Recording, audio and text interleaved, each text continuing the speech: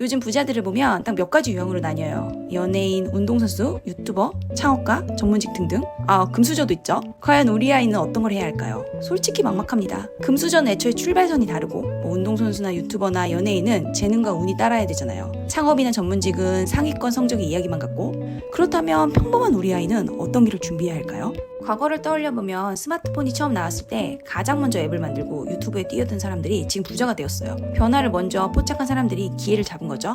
지금도 비슷한 변화가 눈앞에 있습니다. 이번에는 인공지능이라는 이름으로요. 부모라면 누구나 자녀가 행복하게 살길 바라잖아요. 그래서 등골 빠지게 사교육도 시키고 좋은 대학 보내려고 애쓰잖아요. 하지만 세상은 너무 빠르게 변하고 있고 아이가 그 변화에 적응하지 못한다면 그게 부모로서 가장 두려운 순간이 아닐까요? 그래서 우리는 지금 생각해봐야 됩니다. 앞으로의 세상에서 우리 아이가 살아남으려면 뭘 준비해야 할까요? 평범한 아이가 부자가 되는 현실적인 출발점은 좋은 회사에 들어가는 것입니다. 기업은 여전히 기회의 무대입니다. 자본과 기술, 인재가 집중되고 산업의 흐름을 온몸으로 경험할 수 있는 곳이죠. 좋은 회사에 들어간다는 건 단순히 월급을 많이 받는 직장이 생긴다는 게 아닙니다. 산업을 배우고 커리어와 인맥을 쌓고 다음 기회를 준비할 수 있는 무대를 얻는 것이에요. 이건 평생 직장 이야기가 아니에요. 좋은 기업은 커리어의 출발점이고 플랫폼인 거예요. 회사 생활이란 씨앗은 창업이라는 꽃을 피울 수 있는 가장 현실적인 방법이에요. 창업은 부자라는 열매가 열릴 수 있게 기회를 주겠죠? AI 시대가 와도 사회 구조는 하루아침에 바뀌지 않습니다. 오히려 AI는 강한 기업을 더 강하게 만들고 약한 기업은 더 빨리 도태시킬 거예요. 데럴 M 웨스트에 져서 일자리의 빅뱅이 다가온다는 책에서는 AI와 자동화가 기업 간의 경쟁을 더욱더 심화시키고 강한 기업이 더 많은 기회를 독점하게 된다고 분석합니다. 그래서 그 흐름에 올라타는 것이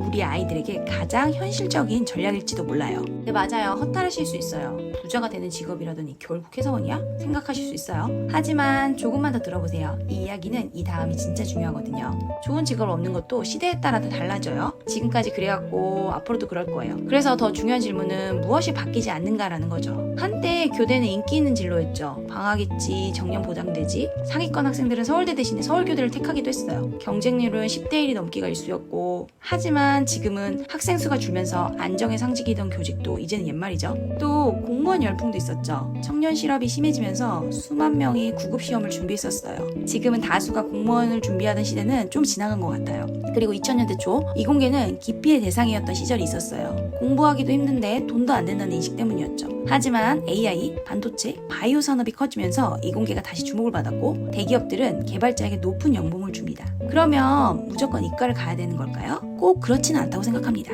2010년 노벨 경제학상 수상자 크리스토퍼 피사리데스는 이렇게 말했습니다. 지금 학생들이 몰리는 기술들, 데이터 분석이나 소프트웨어 개발 같은 것들은 곧 AI가 대체할 수 있는 영역이다. 그걸 모르고 한쪽으로만 쏠리면 결국 자기 무덤을 파는 셈이 될 수도 있다. 이렇게 말했어요. 요즘은 의사나 판사나 변호사 같은 전문직조차 AI가 대체 가능한 직업이라고 하잖아요. 그러니까 이제는 어느 전공을 선택할까가 아니라 더 중요한 질문이 필요합니다. 어떤 역량을 가진 사람이 변화 속에서 길을 만들어갈 수 있을까? 시대의 분위기는 언제나 바뀔 수 있어요. 하지만 문해력, 사고력, 문제 해결력, 새로운 것을 배우는 능력 같은 이런 기초 역량은 어떤 시대에도 살아남는 힘입니다. AI 시대의 평생학습이라는 논문에서는 AI와 자동화로 인해 직업이 빠르게 변화하는 시대일수록 기초 역량과 평생학습 능력이 장기적으로 개인의 경쟁력을 좌우한다고 강조합니다. 기술은 계속 바뀌지만 기술을 다루는 사람의 기본기는 그 무엇보다 오래가는 자산입니다. 그렇다면 이렇게 예측 불가능한 시대에 우리 아이는 무엇을 준비해야 할까요? 가장 먼저 필요한 건 변하는 것과 변하지 않는 것을 구분하는 능력입니다. 예전에는 커말, 요즘에는 파이썬이나 데이터 분석 같은 것을 많이 배우죠. 하지만 이런 건 유행처럼 지나갈 수 있어요. 그런데 아무리 시대가 바뀌어도 문제를 읽고 이해하고 재구성해서 해결하는 힘은 언제나 살아남아요. 많은 부모님들이 영어에 투자하셨잖아요. 영어 유치원이라든지 왕연수라든지 영어가 글로벌 공용어이기 때문이었죠. 앞으로는 영어보다 더 중요해질 새로운 언어가 등장합니다.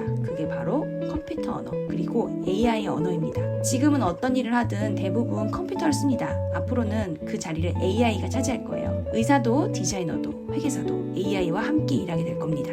AI를 활용하지 못한 사람은 뒤처질 수밖에 없어요. 이와 관련해서 이안 굿펠로에 져서 딥러닝에서는 컴퓨터 사고력과 코딩 능력이 앞으로 모든 분야에서 기초 교양처럼 요구될 거라고 설명합니다. 책을 읽어 문해력을 기르듯이 운동을 해서 체력을 기르듯이 AI 시대를 살아가기 위한 기초 소양은 바로 코딩입니다. 단순히 컴퓨터를 다루는 기술이 아니라 컴퓨터처럼 생각하는 훈련, AI에게 일을 시키는 프롬프트 작성 능력이 필요해요. 모두가 개발자가 되라는 이야기가 아닙니다. 영어가 모두의 교양이 되었듯 코딩 역시 앞으로의 교양입니다. 우리는 지금 직업의 시대가 아니라 질문의 시대에 살고 있어요. 우리 아이가 어떤 직업을 가질 수 있을까? 그런 것보다 더 던져야 할 질문이 있어요. 우리 아이는 어떤 생각을 할 줄 아는 사람인가? 앞으로의 시대는 정답을 외우는 사람이 아니라 새로운 문제를 정의할 수 있는 사람이 기회를 갖게 됩니다. 물론 지금 코딩을 배운다고 당장 무슨 변화가 생기진 않아요. 하지만 생각의 구조가 서서히 바뀝니다. 세상을 바라보는 틀이 달라질 거예요. 부모로서 우리가 해줄 수 있는 것은 아이가